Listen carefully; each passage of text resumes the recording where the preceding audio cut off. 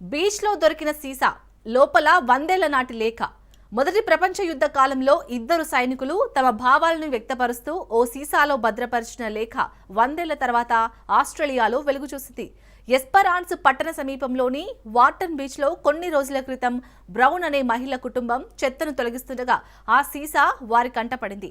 అందులో దొరికిన లేఖ ప్రకారం 1916 ఆగస్టు 15న మాల్కమ్ నెవిల్లే, విలియం హార్లీ అనే సైనికులు ఫ్రాన్స్లోని యుద్ధ క్షేత్రాలకు ఓడలో తరలి వెళ్తున్న సమయంలో తమ సందేశాన్ని సీసాలో దాచి సముద్రంలోకి విసిరేశారు. ప్రయాణం సజావుగా సాగుతుందని, ఆహారం నచ్చిందని నెవిల్లే లేఖలో పేర్కొన్నాడు. ఈ సీసా దొరికిన వారు తన లేఖను విల్కవాట్లోని తన తల్లికి పంపాలని అభ్యర్థించారు. ఆ లేఖలోని అక్షరాలు ఇప్పటికీ చెదిరిపోలేదు. ఎంతో శ్రమ కోర్చి నెవిల్లే, హార్లీ మనవళ్లు, మనవరాలను కనుగొని లేఖ విషయాన్ని వారికి తెలియజేశా.